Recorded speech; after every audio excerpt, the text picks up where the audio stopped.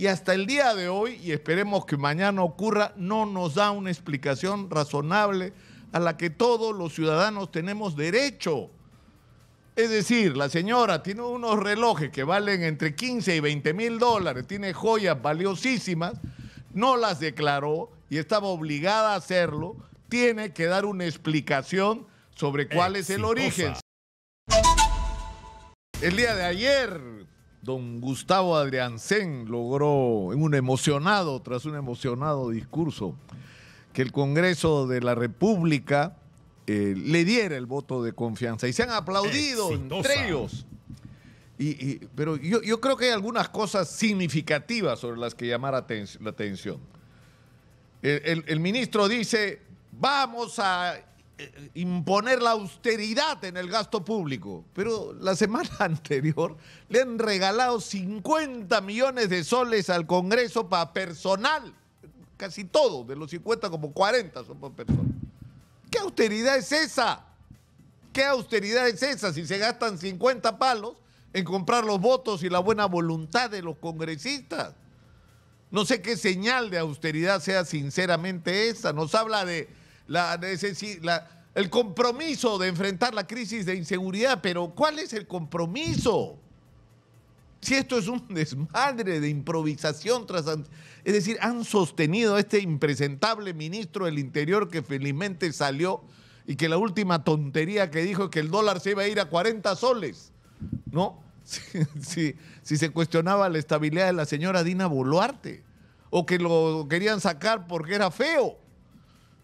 Y el país agobiado por la inseguridad con respuestas que son pura improvisación. ¡Emergencia! ¿Y qué significa? Nada, porque no cambia en nada la vida de la gente, incomodidades por los policías que lo mueven de un lado a otro. ¡Que entre el ejército!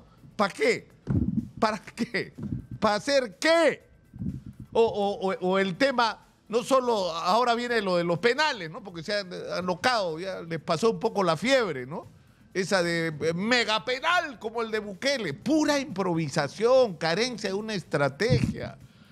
O temas como el de el puerto de Chancay, ¿no? Hay que impulsar el puerto de Chancay, pero si el propio Ministerio de Transporte se ha disparado al pie con el procurador planteando de la autoridad del puerto, planteando la objeción a la manera como se está desarrollando ese proyecto, que si tuviera defectos se corrigen, pero no se manejan las cosas como se han manejado. O sea, creando un clima de desconfianza hacia el país, porque la regla que tú mismo aprobaste hace 3 años ahora ya no te gusta y tú mismo la cambias.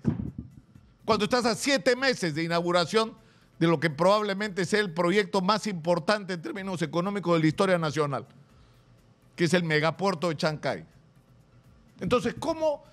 Y se habla de la necesidad de crear confianza para los inversionistas, pero la señora presidenta es, además por cómo ha construido su estructura de poder. O sea, mientras era aliada del señor Otárola, decidieron enfrentar la crisis política no adelantando las elecciones, creando un clima de concierto nacional, de entendimiento, de encuentro, no de confrontación. Los que no están conmigo, como la campaña de Keiko, son enemigos del país, terroristas, pochorrojos, comunistas, rusos, ya no, o sea, que más a los chinos no los pueden meter porque son nuestros socios, pero comercialmente hablando. Pero para justificar 50 muertos que no debieron morir. Y se pelea con el señor Otárola, quién sabe por qué pasó ahí adentro, habría que saberlo, entre Nicanor Boluarte y salta la información a los medios sobre los Rolex y las joyas de la señora. Y hasta el día de hoy, y esperemos que mañana ocurra, no nos da una explicación razonable a la que todos los ciudadanos tenemos derecho. Es decir, la señora tiene unos relojes que valen entre 15 y 20 mil dólares, tiene joyas valiosísimas, no las declaró y estaba obligada a hacerlo, tiene que dar una explicación sobre cuál es el origen, si se lo regaló, quién se lo regaló, por qué lo recibió, a cambio de qué, y lo debe devolver porque no debería recibir regalos de esa naturaleza.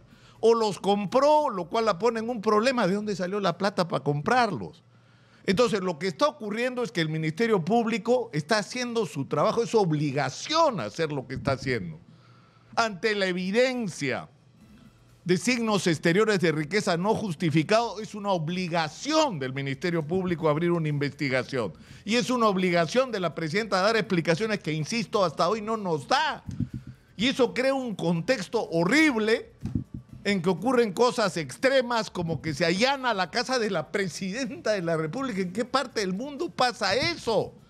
Entonces no podemos tener un discurso de hay que generar confianza, vengan al Perú cuando esté en duda incluso si la señora va a durar en la presidencia. Y si los inversionistas van a tener interlocutores, porque esa es una de las cosas de las que se quejan los grandes inversionistas en relación al Perú, de que no tenemos claro qué cosa es lo que queremos hacer con nuestro país, cuáles son nuestros planes para los próximos 30 o 50 años, y en segundo lugar, o que no hay interlocutores, o que los interlocutores no duran porque andan cambiándolos, o finalmente cuando tienes un interlocutor, ese interlocutor no tiene idea de qué se trata. No sabe, poco menos ni por qué está ahí, porque está ahí, por favor, por congraciarse políticamente, como se han hecho estos cambios en el gabinete, para contentar al Congreso, no para contentar al país y resolver los problemas que están pendientes. Hay una cosa que está clara, han decidido, y ayer se ha sellado el acuerdo de manera pública, para quedarse hasta el 2026.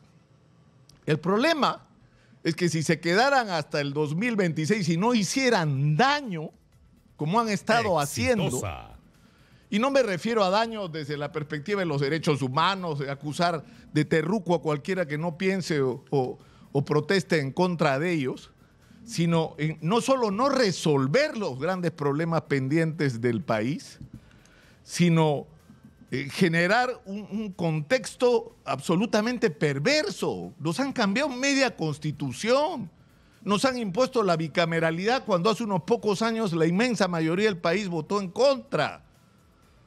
Están tratando de modificar la composición de las autoridades electorales y de la propia Junta Nacional de Justicia para proteger a sus acusados de corrupción. Es decir, si se quedaran hasta el 2026 y no hicieran daño, insisto, podría ser tolerable para la sociedad peruana. Pero no se equivoquen, ¿ah? No se equivoquen. El que se pongan de acuerdo entre ustedes no significa que se acabaron los problemas en este país, porque hay demasiados temas sin resolver y por los cuales la gente no está dispuesta a esperar, pero además hay demasiadas oportunidades que no podemos permitirnos perder. No podemos permitirnos perder. En fin, acá estamos y vamos a estar haciendo lo que hemos estado haciendo todo este tiempo, hablando claro y poniendo los puntos sobre las is. Soy Nicolás Lúcar, esto es Hablemos Claro, estamos en Exitosa, la voz que integra al Perú, 95.5 de la FM en Lima,